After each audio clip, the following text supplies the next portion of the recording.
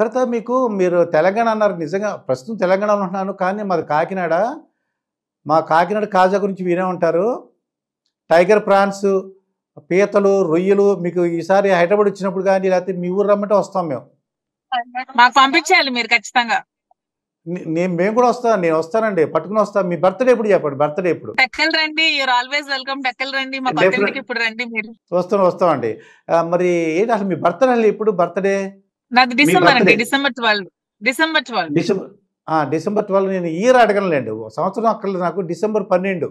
1989 actual గా 1989 December 12. Okay. సరే, young star మీరు. అయితే సినిమా ఛాన్స్ వస్తే యాక్ట్ చేస్తారా? సినిమాలో ఛాన్స్ వచ్చింది. నిన్న సాయి కృష్ణ గారని ఒక డైరెక్టర్ నిన్న వచ్చారు హైదరాబాద్ నుంచి మా ఇంటికి. స్టోరీ అది వినిపించారు. వాళ్ళే ప్రొడ్యూసర్స్ కూడా వాళ్ళే ఉన్నారంట. ఒక 4-5 మెంబర్స్ కలిపి మూవీ తీస్తున్నారు ఆల్రెడీ. నాకు స్టోరీ వచ్చి ఎక్స్ప్లెయిన్ చేశారు. కొంచెం డాన్స్ ఓరియంటెడ్ కి సంబంధించిన మూవీ అన్నమాట. తీస్తున్నాం. నేను కూడా ఒప్పుకున్నాను, నాకు ఇంట్రెస్ట్ ఉంది కాబట్టి ఒప్పుకున్నాను. వాళ్ళు తీస్తున్నారు మూవీ. ఇంకోటి ఏంటంటే బిగ్ బాస్ లో కూడా మిమ్మల్ని తీసుకెళ్లాలని అడుగుతున్నారండి మా వాళ్ళు. చాలా మంది మీ ఫ్యాన్స్ వాళ్ళు ఉన్నారు, మీ అభిమానులు. ఏమంటే నా దగ్గరకు వచ్చారు మాట, ఇంటర్వ్యూలు చేస్తుంటాను. మా మేడం గారిని వైల్డ్ కార్డ్ ఎంట్రీ ఏదో ఉందట, దాంట్లో ఆయన లాక్కెళ్దామా అని అన్నారు. ముందు ఆవిడకి ఇంట్రెస్ట్ ఉందో లేదో కనుక్కుంటారు బాబు అని మీకు అందుకే ఇంటర్వ్యూ చేస్తున్నాను. మీకు ఇంట్రెస్ట్ ఉందా మేడం బిగ్ బాస్? నాకు ఇంట్రెస్ట్ ఉందండి, నాకు ఇంట్రెస్ట్. మా దువ్వాడ శ్రీనివాస్ రాజు అని మీరు రాజా అని పిలుస్తారు అనుకుంటా. రాజా, నేను రాజా అనే పిలుస్తానండి. ఆయనేమో రాజు అని పిలుస్తారు మిమ్మల్ని. నిజంగా అండి, ఈ నేటి యువత అంటే లివ్ ఇన్ రిలేషన్ ఉండేవారు కానీ ఇంత ప్రేమ ఉండట్లేదండి. నిజంగా మీలో నిజమైన ప్రేమ మా శ్రీనివాస్ గారికి. ఒకటి దుర్గా ప్రసాద్ గారు, ఒక మనిషి కోసం నిలబడ్డా అంటే ఖచ్చితంగా మనిషి కోసం మనం ఎలాగైనా సరే నిలబడిపోవాలండి. ఎలా అంటే రాముడికి సీత లాగా, సీతకి రాముడు లాగా నిలబడాలండి ఖచ్చితంగా. నేనైతే ఒక మనిషి కోసం నిలబడితే అది ఎంత వరకైనా వెళ్తాను, ఎంత స్ట్రాంగ్ అయినా నేను ఉంటానండి. ఎందుకంటే మా వైపు న్యాయం ఉంది.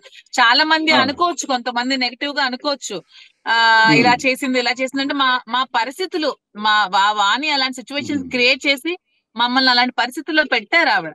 మీ డ్యాన్స్ అయితే సూపర్ అండి మేడం. మీరు బెల్లీ డ్యాన్స్ కూడా నేర్చుకుంటే బాగుంటుందండి. బెల్లీ డ్యాన్స్ అని చాలా బాగుంటుంది అనమాట. అది మరి మీకు ఇంట్రెస్ట్ ఉందో లేదో తెలియదు కానీ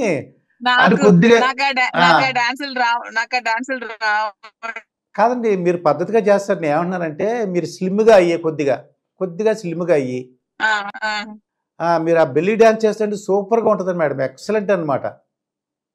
నిజంగా చెప్తున్నాను, అంటే హోల్ హార్టెడ్గా చెప్తున్నాను. మీకు అది సూట్ అవుతుంది అనమాట. మీకు ఈ కరిగిపోయిన కర్పూర దీపంలో పాడారు కదండి, మొత్తం తెలుగు రాష్ట్రాలందరూ అదే ఆ పాట కూడా మర్చిపోయి రోజు నేను వింటున్నాను అనమాట. రోజుకు 5-6 పాట అమ్మాయో అబ్బాయి ఎవరో పాడుకుంటూ వింటున్నాను. ఇంకో పాట చెప్పండి మేడం, ఎందుకని మంచిది సెకండ్ సాంగ్. శ్రీని గారికి ఆ పాట ఇష్టం.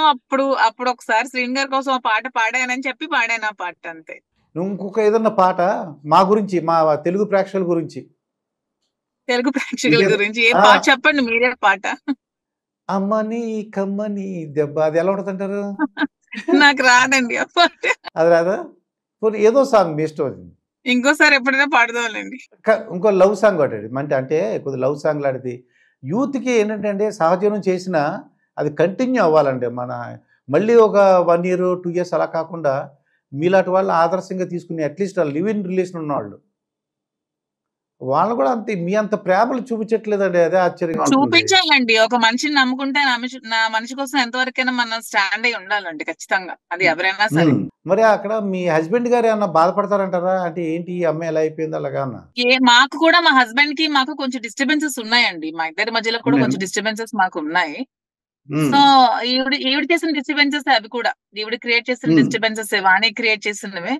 సో అందుకనే మా ఇద్దరం కూడా సెపరేట్ అవుదామని డిసైడ్ అయ్యాం. అతను సో ఇలాంటి డిస్టర్బెన్సెస్ ఉన్నప్పుడు నేను కూడా నీకు సెపరేట్ గా ఉంటాను అని చెప్పేసి తను కూడా ఇచ్చేయడం జరిగింది.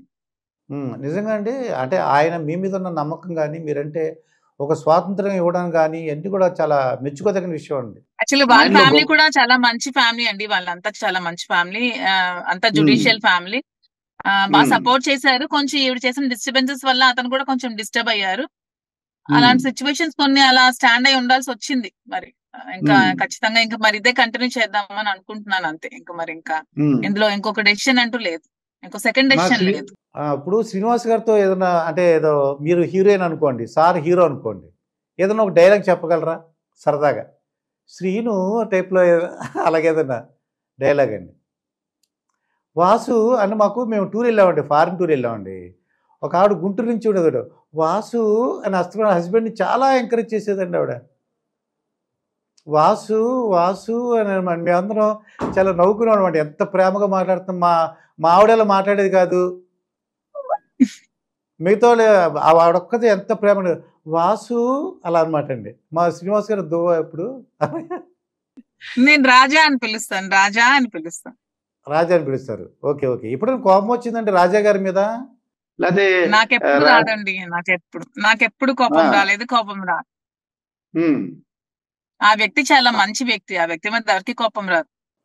ఆయనలో ఇంకా అంటే బాగా నచ్చిన అంత ఇంకా ఇంతవరకు చెప్పని విశేషాలు మీకు ఆయనతో సన్నిహితంగా ఉన్నారు?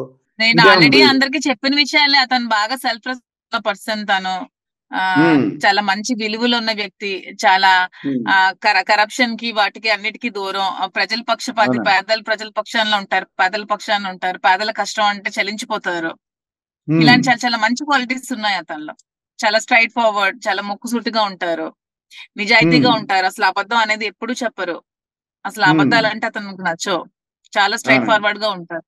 నేను సరదాగా అడుగుతున్నాను, ఒకవేళ ఆయనకి ఇంకొక అమ్మాయి నచ్చింది అనుకోండి, ప్రేమించాలి ఊరికి సరదాగా అడుగుతున్నాను. అసలు అంటే మీ మనస్తత్వం ఐఏఎస్లో ఎగ్జామ్స్ జరిగినప్పుడు ఎలాంటి ప్రశ్నలు అడుగుతారండి? ఐఏఎస్ ఐపీఎస్లో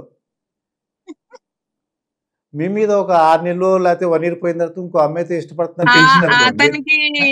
అతనికి ఇంకా నచ్చి ఇంకొక అమ్మాయి నచ్చుతుందని నేను ఎప్పటికీ మరి అనుకోవట్లేదు. అంటే ఒక్కసారి ఆ మాధురిని చూసిన తర్వాత ఇప్పుడు ఉగాది పచ్చడి ఉంటే అన్ని టేస్ట్లు అందులో ఉంటే ఇంకో టేస్ట్ కోసం చూడాల్సిన అవసరం ఏముంటుంది చెప్పండి. సో అతను ఇంకొక అమ్మాయి వైపు ఎప్పటికీ చూడరు ఇంకా. ఆ నమ్మకం మీకు ఉంది? 100%. అంటే అన్ని రుచులు చూపించేస్తున్నారు ఆయనకి. అంతే, 100% అతను ఇంకొక అమ్మాయిని చూడరు. ఇంకా రాజకీయాలు, ప్రజలు ఇదే జీవితం, గానీ అమ్మాయిలు ఆ జీవితం అనేది ఇంకా అతని లైఫ్ లో ఇంకొక చాప్టర్ మరి ఉండదు. నాకు అర్థమైంది ఏంటంటే ప్రతి భార్య కూడా మీలాగా భర్తకి ఏం కావాలో అలా చేసి పెడితే అలా ఇప్పుడు ఏ భర్త కూడా ఎటువైపు చూడరండి. వీళ్ళు ఏదో నాకు తెలిసినంత వరకు మీలాగా కోఆపరేట్ చేయటం కానీ ఏ విషయంలో అయినా కానీ ఏంటి ముందు నుంచి మీకు అదే చెప్తున్నారు. అతను ఏం చెప్తున్నారంటే అతని రాజకీయ భవిష్యత్తును నాశనం చేయిద్దామని, అతన్ని కంప్లీట్ గా ఉండకున్న నామరూపాలు లేకుండా చేసేద్దామని, ఊర్లోంచి లేకుండా చేసేసి ఆ రాజకీయాన్ని ఈవిడ లాక్కోవాలని ట్రై చేసిందండి. పాపం చాలా 30 years నుంచి చాలా కష్టాలు అనుభవించారు అతను, చాలా మానసిక శోభకు గురయ్యారు తను. చాలా మంచి మనిషి పాపం. చెప్పండి. మాధురి గారు, మీ గొప్పతనం తెలుగు రాష్ట్రాల్లో ఇప్పుడు మీరు ఎమ్మెల్యేగా ఏ నియోజకవర్గంలో నిలబడినా మీరు గెలుస్తారండి. మీ అభిమానులు అంత ఉన్నారు, నేను ఛాలెంజ్ చేసి చెప్తున్నా అండి. నిజంగా చాలా సపోర్ట్ చేస్తున్నారండి. మొన్న వాణ్ణి ఇంటికి వచ్చి అటాక్ చేసి పవర్ అవి కట్ చేసినప్పుడు కూడా చాలా మంది ఫోన్ చేశారు, మేము వస్తాము, మేము అక్కడికి వచ్చి నిలబడతాము, మీరు ఇప్పుడు ఫోన్ చేయండి మేము వస్తాము అని. కడప నుంచి కూడా మేము వస్తాము, మేము దగ్గర ఉంటాము అక్క, మీతో ఉంటాము, మీకు సపోర్ట్ చేస్తాము, మీకు ఏ అవసరం ఉన్నా చెప్పండి అని చాలా ఫోన్స్ చేశారండి. నిజంగా చాలా హ్యాపీగా ఫీల్ అవుతున్నాను నిజంగా.